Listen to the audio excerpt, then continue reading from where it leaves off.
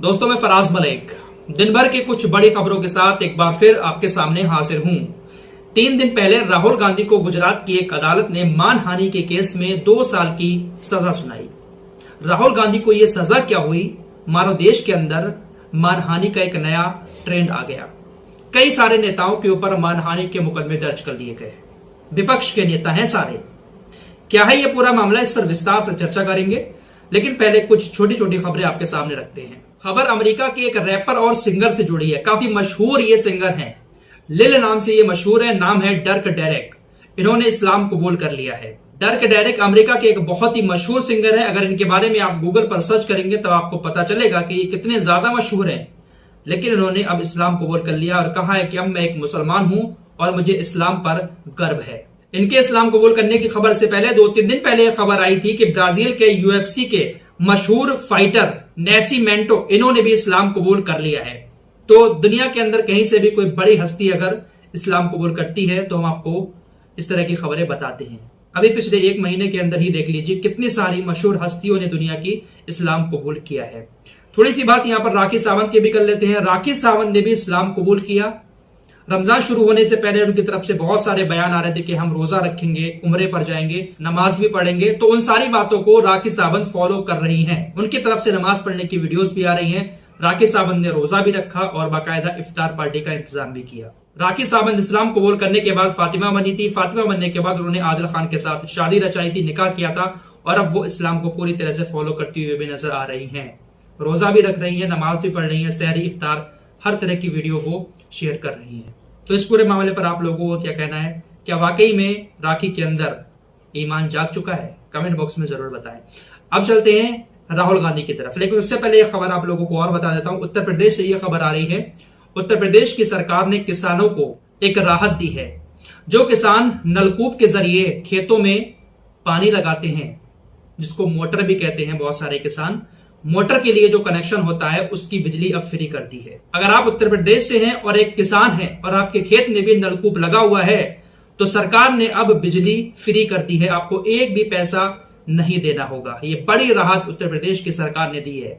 हाल ही में उत्तर प्रदेश का जो बजट पेश हुआ था उसमें सरकार ने इसी फ्री बिजली के लिए 15,000 करोड़ रुपए का एक बजट पेश किया था और सरकार ने उस वादे को निभाते हुए बिजली को फ्री कर दिया है। जो नलकूप के जरिए खेतों में पानी लगाया जाता है अब उसका कोई भी पैसा नहीं देना होगा। उसका कनेक्शन अलग होता था और उसका पैसा भी ज्यादा जाता था, लेकिन अब ये फ्री है उत्तर प्रदेश के अंदर। आइए अब चलते हैं राजनीति से जुड़ी खबरों की तरफ। विपक्ष एक तरह से खत्म ही होता जा रहा है और हो सकता है कि आने वाले दिनों में हर जगह सिर्फ बीजेपी ही बीजेपी हो। राहुल गांधी को मानहानि के केस में 2 साल की सजा हो गई है और अगर वो ऊपरी अदालत में नहीं जाते हैं तो उनको 2 साल की सजा काटनी होगी और उसके बाद 6 साल तक वो चुनाव नहीं लड़ पाएंगे। 8 साल तक राहुल गांधी कहीं के भी विधायक और सांसद नहीं बन सकते। एक और बड़े चर्चित नेता बिहार के तेजस्वी यादव, इनके ऊपर भी मानहानि का मुकदमा दर्ज कर लिया गया है। तेजस्वी यादव के भी एक बयान के खिलाफ छत्तीसगढ़ में एक शिकायत दर्ज कराई गई है और कहा गया है कि तेजस्वी यादव के इस बयान से गुजराती समुदाय भड़क उठा है।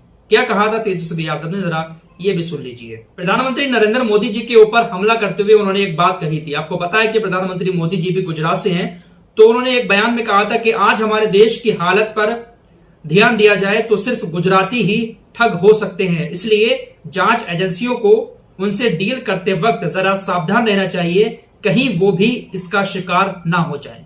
यानी तेजस्वी यादव ने प्रधानमंत्री मोदी जी को गुजराती बताते हुए कहा था कि देश के अंदर ज्यादातर ठग जो है वो गुजराती ही हैं, यानी गुजरातियों को उन्होंने ठग बताया था।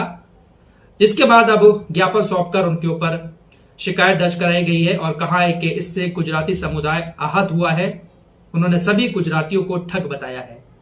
ऐसा ही कुछ राहुल गांधी ने भी कहा था कि मोदी सरनेम वाले ही चोर क्यों होते हैं। उनके ऊपर भी मानहानि का मुकदमा दर्ज कराया गया। तेजस्वी यादव भी अब इसी झमेले में पड़ते हुए नजर आ रहे हैं। साथ ही साथ एक और नेता हैं महाराष्ट्र की शिवसेना के संजय राउत, इनके ऊपर भी कुछ इसी तरह की शिकायत दर्ज की गई है। संजय राउत के ऊपर महाराष्ट्र विधानसभा ने विशेषाधिकार हनन का प्रस्ताव पारित किया है और इस प्रस्ताव के ऊपर राज्यसभा के जो सभापति हैं उनको अब फैसला लेना है। अगर उन्होंने फैसला संजय राउत के खिलाफ ले लिया तो इनकी भी सदस्यता चली जाएगी। दरअसल संजय राउत ने विधानसभा के सभी सदस्यों को चोरों की मंडली कह दिया था।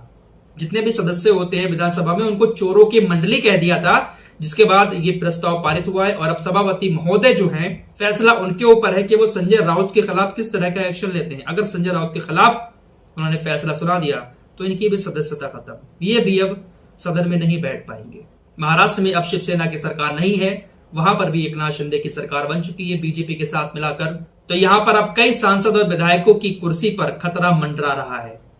एक और देखिए मानहानि का मामला सामने आया। यह मामला लेखक और गीतकार जावेद अख्तर से जुड़ा है। जावेद अख्तर ने भी आरएसएस के ऊपर एक टिप्पणी की थी, जिसके बाद उनके ऊपर भी मानहानि का केस दर्ज कराया गया है। जावेद अख्तर के ऊपर मानहानि का केस इसलिए दायर कराया गया है क्योंकि जावेद अख्तर ने एक इंटरव्यू के दौरान आरएसएस की तुलना तालिबान से की थी। तो कहा यह जा रहा है कि जावेद अख्तर ने आरएसएस को तालिबान बताया था, इसलिए इनके ऊपर भी मानहानि का केस अब किया गया है। तो जब से राहुल गांधी को मानहानि के केस में सजा सुनाई गई है, तब से इस तरह के मामले सामने आ रहे हैं। वैसे अगर देखा जाए तो हमारे देश के अंदर ना जाने कितने सारे लोग आए दिन और फेमस चेहरे ऐसे ऐसे बयान देते हैं कि सीधे तौर पर मानहानि का मुकदमा उनके ऊपर बन सकता है। कुछ सत्ताधारी नेता भी होते हैं, बहुत सारे धर्मगुरु भी ऐसे देश के अंदर हैं। देखते हैं कि इन लोगों के ऊपर क्या एक्शन होता है। फिलहाल इस रिपोर्ट में इतना ही, मिलते हैं एक और नई वीडियो के साथ, तब तक के लिए अपना ख्याल रखें।